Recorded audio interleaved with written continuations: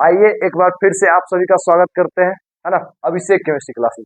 और आज हम लोग बात करने वाले हैं किसका, कहेंगे सर बिलियन चैप्टर बाबू हम लोग पढ़ रहे हैं। लेक्चर 1 और लेक्चर 2 अपलोड कर दिया गया, आप लोग जान रहे हैं। और आप वो दोनों लेक्चर पहले देख लेंगे तब आपको ये लेक्चर बहुत अच्छी समझ में आने वाली है। आज हम लोग किसका बात करने वाले हैं, कहेंगे सर बिलियन में उपस्थित कणों के आधार पर। किसके आधार पर, कहेंगे सर आज जो हम लोग पढ़ने वाले हैं बिलियन में उपस्थित कणों के आधार पर बिलियन का प्रकार पढ़ने वाले हैं। तो आइए हम लोग देखते हैं बिलियन में उपस्थित कणों के आधार पर बिलियन का प्रकार। तो चलिए पढ़ते हैं हम लोग बिलियन में उपस्थित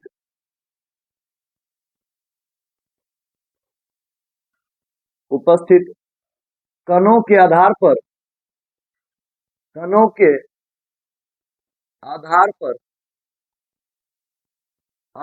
बिलियन का प्रकार।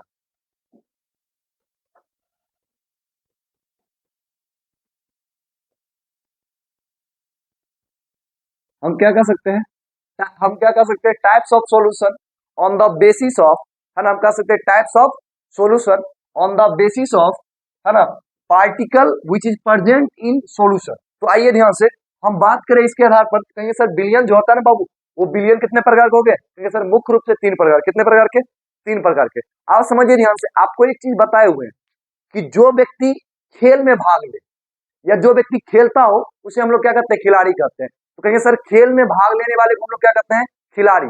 और कहेंगे सर उसी प्रकार बिलियन में जो चीज, कहेंगे सर जो बिलियन के निर्माण में भाग ले उसे हम लोग क्या कहेंगे, बिलियन का अवयव। बात समझे, जो खेल में भाग ले उसे खिलाड़ी और जो बिलियन में उपस्थित हो उसे अवयव। जैसे समझिए आपको बोले थे कि यदि ये शरबत है तो शरबत में क्या क्या चीज चाहिए होगा, कहेंगे सर एक पानी चाहिए होगा और दूसरा क्या चाहिए होगा, चीनी। आप कहेंगे सर चीनी क्या होता है, विलय। क्या होता है बाबू, विलय। और कहेंगे सर आपका पानी क्या होगा, विलायक। क्या होगा, विलायक।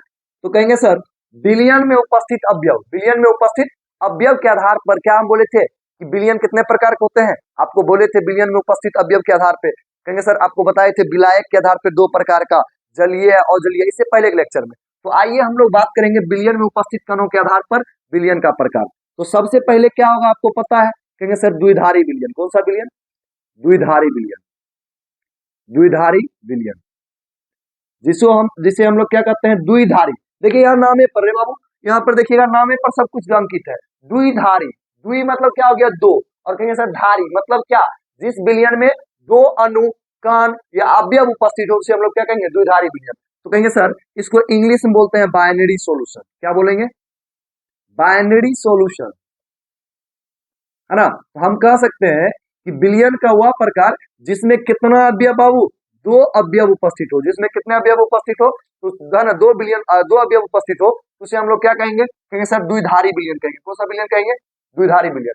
तो कहेंगे सर बिलियन का वह प्रकार जिसमें 2 अवयव उपस्थित हो। जैसे यदि बात करें हम नॉर्मल शरबत का, किसका बात करें, नॉर्मल शरबत का। तो नॉर्मल शरबत जो है उसमें क्या होता है, नॉर्मल शरबत में यदि हम बात करें कहेंगे सर नॉर्मल शरबत में आपका जो है ना चीनी और पानी होता है। तो देखिए चीनी और पानी, इसमें एक चीनी है एक पानी है। तो कहेंगे सर जब 2 चीज यदि भी कोई शरबत में उपस्थित होना उसे द्विधारी बिलियन। और वही मान लीजिए इसी में आपको प्रश्न कहेगा सर हमको नमक भी चाहिए, नमक चीनी पानी। आप लोग सुने होंगे गाँव घर में, है ना, नमक चीनी पानी। जब कोई बहुत ज्यादा सीरियस हो जाता है, कहता है नमक चीनी पानी दीजिए, थोड़ी जगेगा। आइए तो कहेंगे सर पानी चीनी नमक, आप क्या हो गया, 3 गो। क्या गो, तो कहेंगे सर जब 3 गो अवयव हो उसे हम लोग क्या कहते हैं, त्रिधारी बिलियन। कौन सा बिलियन, त्रिधारी बिलियन।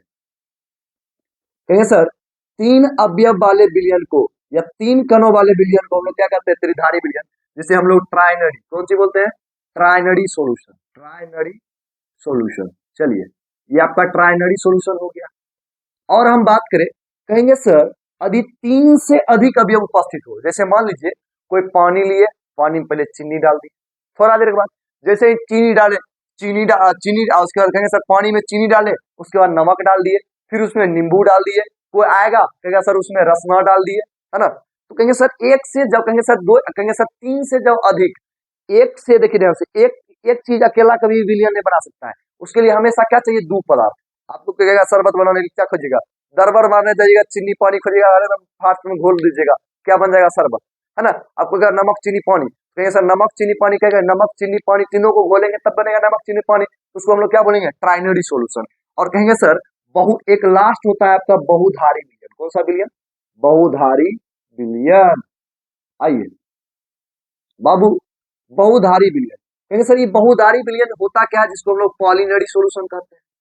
पॉलिनरी सॉल्यूशन है ना, पॉलिनरी सॉल्यूशन। तो कहेंगे सर ये पॉलिनरी सॉल्यूशन क्या होता है? आइए कहेंगे सर यदि बात करें बहुधारी विलयन का बाबू, तो बहुधारी विलयन वैसे विलयन को कहते हैं जिसमें तीन या तीन से अधिक, देखिए तीन से अधिक, तीन नहीं, तीन तो ट्राइनरी, कहेंगे सर तीन से अधिक अवयव उपस्थित हो तो उसे हम लोग क्या कहेंगे? ट्राइनरी विलयन। कौन सा? Trinary solution. तो कहेंगे सर विलयन का वह प्रकार जिसमें तीन से अधिक अवयव या तीन से अधिक पदार्थ उपस्थित हो विलयन में, तो उसे हम लोग क्या कहते हैं? कहेंगे सर उसे हम लोग बहुधारी विलयन कहते हैं, जिसे हम लोग पॉलिनरी सॉल्यूशन कहते हैं। बात समझ आ गया? कहेंगे सर सिर्फ पानी और चीनी बाइनरी सॉल्यूशन, और कहेंगे सर पानी चीनी नमक कौन सा सॉल्यूशन? ट्राइनरी सॉल्यूशन, त्रिधारी विलयन। कहेंगे सर पानी चीनी नमक नींबू रसना फलना चिलना दिस दैट कैप्टन मिला देंगे तो क्या कहलाएगा आपका? कहेंगे सर बहुधारी विलयन। बाबू आइए कहेंगे सर जानते हैं आपका जो पूरा सॉल्यूशन चैप्टर है, पूरे बिलियन चैप्टर की यदि बात करें बाबू, तो पूरे बिलियन चैप्टर उन्होंने जानते हैं किसका किसका सिर्फ चर्चा करना है? कहेंगे सर सिर्फ और सिर्फ हम लोग को पढ़ना किसके बारे में? कहेंगे सर द्विधारी विलयन के बारे में। किसके बारे में? द्विधारी विलयन के बारे में। तो कहेंगे सर द्विधारी विलयन के बारे में मतलब, कहेंगे सर देखिए समस्त आपको एक नोट पॉइंट भी लिखाए थे, तो इस चीज को देखिए, इस चीज को समझने के बाद यदि हम लिखाए एक नोट पॉइंट, तो नोट पॉइंट हम ये लिख सकते हैं कि पूरे विलयन अध्याय के अंतर्गत, पूरे विलयन अध्याय के अंतर्गत, विलयन अध्याय लिखिए या इकाई है ना, अध्याय मतलब वही है चैप्टर, अध्याय के अंतर्गत अंतर्गत हम लोग केवल केवल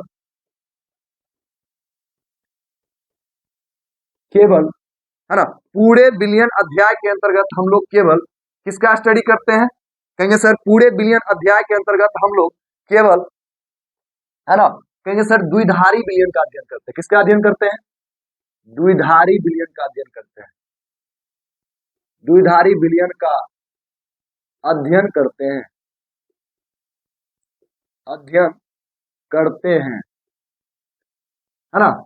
पूरे द्विधारी किसका अध्ययन करते हैं? कहेंगे सर द्विधारी विलयन का अध्ययन करते हैं। तो केवल और केवल देखिए, कहेंगे सर विलयन में उपस्थित कणों के आधार पर विलयन कितने प्रकार के बाबू?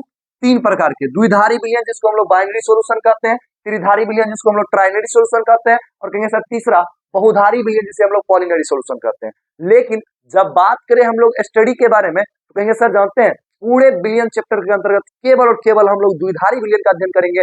ऐसा विलयन जिसमें एक विलायक होगा और दूसरा क्या होगा? विलय होगा। तो आइए इसके आगे हम लोग देखते हैं है ना।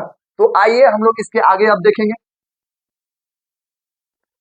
चलिए बच्चों, तो इससे पहले हम लोग देखे थे, देखिए ध्यान से यदि बात करें हम लोग, तो कहेंगे सर इससे पहले जो है आपको बताए थे कि देखिए उसी का परिभाषा हम लिख दिए, विलयन का वह प्रकार जिसमें केवल दो अवयव उपस्थित हो तो उसे द्विधारी विलयन कहते हैं।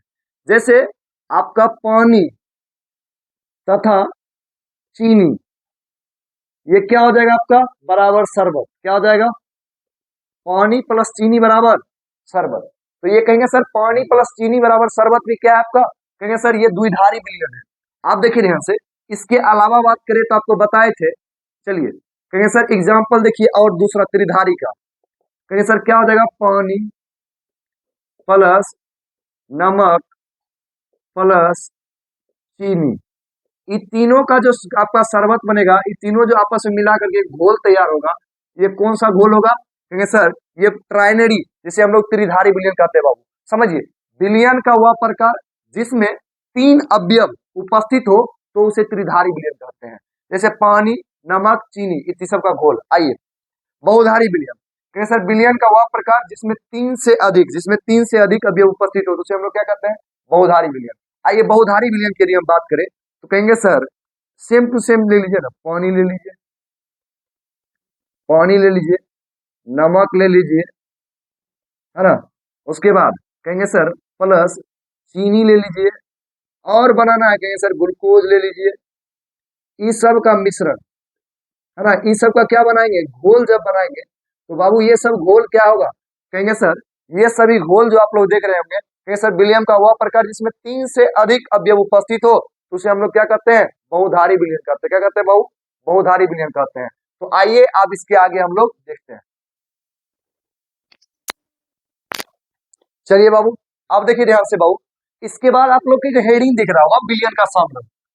अब समझिए कि बिलियन का सांद्रण क्या होता है। अभी हमको ये नहीं जानना बिलियन का सांद्रण क्या होता है, आपको जैसे जैसे बताएंगे वैसे वैसे समझिएगा, आप ये समझ जाइए कि बिलियन का सांद्रण क्या होता है। बस आपको थोड़ा सा भी ध्यान धैर्य रखना है। ये समझिए ध्यान से, पहले कहेंगे सर एक बाल्टी लिए, ठीक।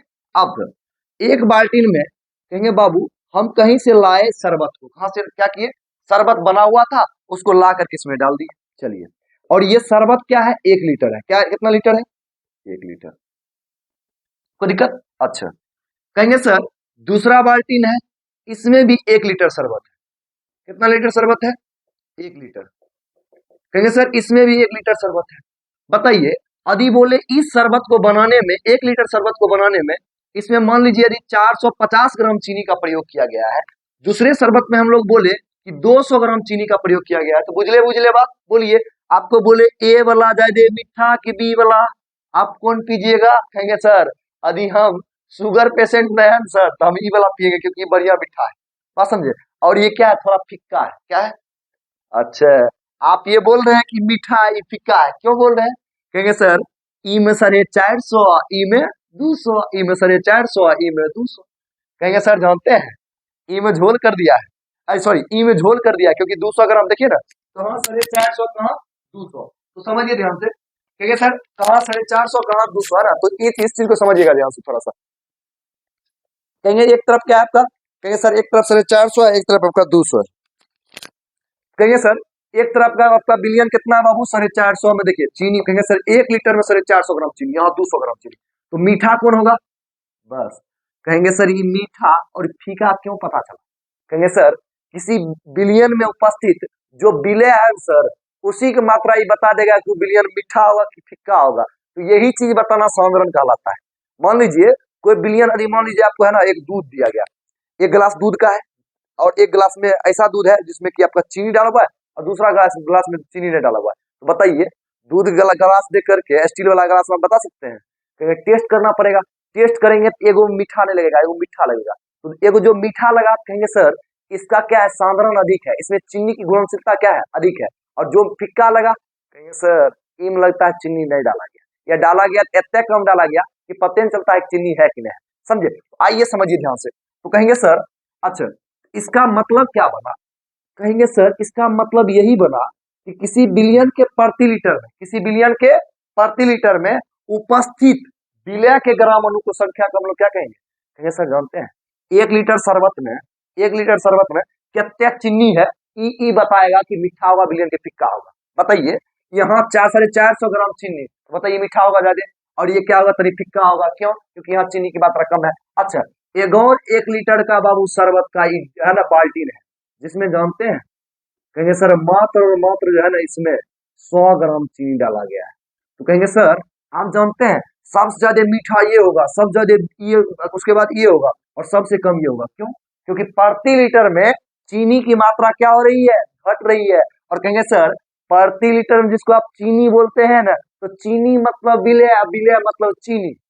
समझे? तो कहेंगे सर किसी बिलियन के प्रति लीटर में उपस्थित विलय के ग्राम अणुओं की संख्या को या विलय की मात्रा को बिलियन का सांद्रण कहते हैं। क्या कहते हैं? तो कहेंगे सर इसका मतलब, इस सांद्रण का मतलब ये हो गया सर कि कोई चीज कितना मीठा होगा और कोई चीज कितना फीका होगा, इस पर क्या किसका डिपेंड करेगा? कहेंगे सर सांद्रता का मतलब ये होता है कि कोई चीज का मीठा होना या कोई चीज का फीका होना। कहेंगे सर प्रति लीटर, सुनिए जैसे आपको बोल देगा, कहेगा देखिए ये आपका जो है, कहेगा इसमें जो है आपका ये 9 लीटर का बिलियन है बाबू, 9 लीटर बिलियन। और कहेगा इसमें जो है बाबू चीनी हम डाल दिए कितना ग्राम, 27 है ना, दूसरा मान लीजिए आपको दे दिया कितना, 27 ग्राम चीनी डाले हैं। एक और बिलियन है, मान लीजिए ये आपको दे दिया है ना 9 लीटर कह देते हैं, एमएल में लेते हैं, चलिए 9 ml ले लेते हैं, एमएल नहीं होगा ठीक, 9 लीटर लेते हैं, 9 लीटर, ये 8 लीटर ले लेते हैं बाबू, और इसमें ऊपर से मिला देते हैं हम लोग है ना 16 ग्राम क्या मिला देते हैं, चीनी। तो बताइए आपको पूछे इसकी सांद्रता क्या होगी, तो कहेंगे सर 9 लीटर में उपस्थित कितने हैं सर, 27 ग्राम, कितने ग्राम, 27 ग्राम। तो बताइए 1 लीटर में कितना होगा, तो 1 लीटर बराबर आप लिख सकते हैं 27/9। कहेंगे सर प्रति लीटर कितना होगा, तो यहाँ पर हम लोग लिख सकते हैं कि 3 ग्राम सर प्रति लीटर, 3 ग्राम प्रति लीटर। अच्छा, इसका बात करते हैं, कहेंगे सर इसमें 3 ग्राम प्रति लीटर, यहाँ 8 लीटर में कितना है, 16 ग्राम चीनी है बाबू। तो अच्छा, तो 1 लीटर में बाबू रे कितना होगा, कहेंगे सर 16 ग्राम, अब बटे कर दीजिए सर 8 ग्राम, तो कहेंगे सर यहाँ पर लीटर देखिए ग्राम पर लीटर हो जाएगा, तो बताइए 8 दूनी 16, कहेंगे सर जोड़ते हैं, यहाँ पर 2 ग्राम पर लीटर है, तो बताइए प्रति लीटर में चीनी की मात्रा ऐजा जाए, कहेंगे सर प्रति लीटर में यदि चीनी की मात्रा की बात करें, प्रति लीटर में चीनी की मात्रा की बात करें तो यहाँ 3 ग्राम प्रति लीटर, यहाँ 2 ग्राम प्रति लीटर, तो कहेंगे सर जानते हैं ई जनी फिक्का होगा, ई तनी ओकरा से मीठा होगा, तो क्या बोलेंगे सुनिए ध्यान से, किसी बिलियन के प्रति लीटर में उपस्थित, अच्छा बताइए, जिसको हम प्रति लीटर लिखते हैं, इसको तोहर मन होगा तो 1000 ml नहीं लिख लेगा। अच्छा, प्रति लीटर या 1000 ml में उपस्थित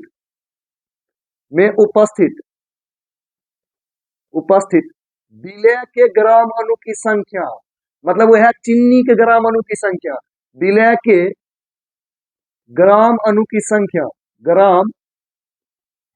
संख्या या मात्रा, अणु की संख्या लिखिए या तो लिखिए मात्रा, या मात्रा को बिलियन का सांद्रण कहते हैं, क्या कहते हैं, सांद्रण कहते हैं। बात समझ गए, कहेंगे सर सांद्रण का मतलब ये हो गया कि कोई शरबत कितना मीठा और कोई के शरबत कितना फीका होगा, ये किस पर डिपेंड करेगा, सांद्रता पर, क्योंकि देखिए ना यहाँ 450 ग्राम चीनी डाला है, उमज के चीनी डाला है, यहाँ तनी कम ओकरा से, यहाँ तो साफे कम, तो ज्यादा कहेंगे सर, जबकि बिलियन प्रत्येक स्थिति में कितने लीटर है, 1 लीटर।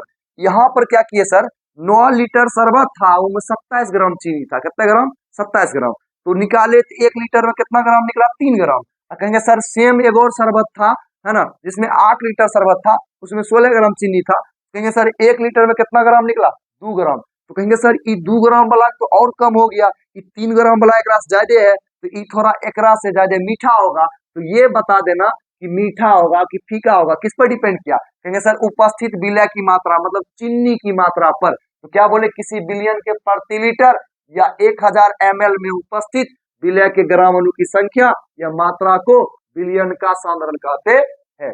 चलिए इस, तो देखिए हम लोग बात कर रहे थे बिलियन का सांद्रण तो आप बुझ गए कि सर बिलियन के सांद्रण के कारण ही कोई भी चीज मीठा और फीका होगा, इस चीज को आप लोग समझ गए।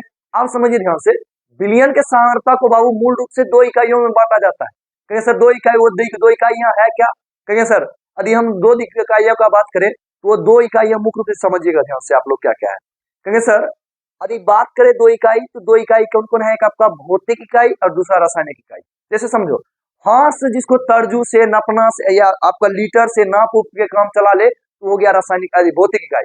भौतिक इकाई का मतलब देखिए, आपको यदि हम बोले, कहेंगे सर व्यवहारिक समय में लड़की को हम लोग देखते हैं क्या, कहेंगे सर उसका फिजिकल स्वरूप, उसका गुण कौन देखते हैं, फिजिकल बाहरी गुण को।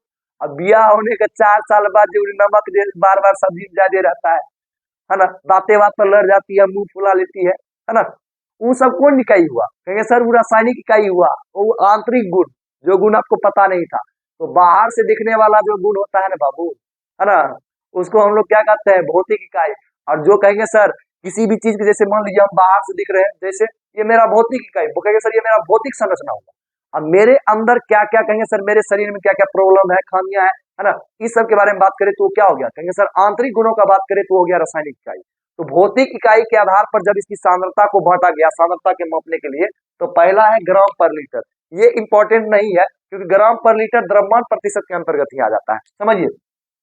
कहेंगे सर आपका ग्राम पर लीटर ये बहुत छोटा होता है, देखिए ग्राम पर लीटर इसको बोलते हैं। और दूसरा है द्रव्यमान प्रतिशत, जिसको वेट है ना, वेट या मास परसेंटेज कहते हैं। वेट मतलब भी द्रव्यमान और कहेंगे सर मास मतलब भी द्रव्यमान।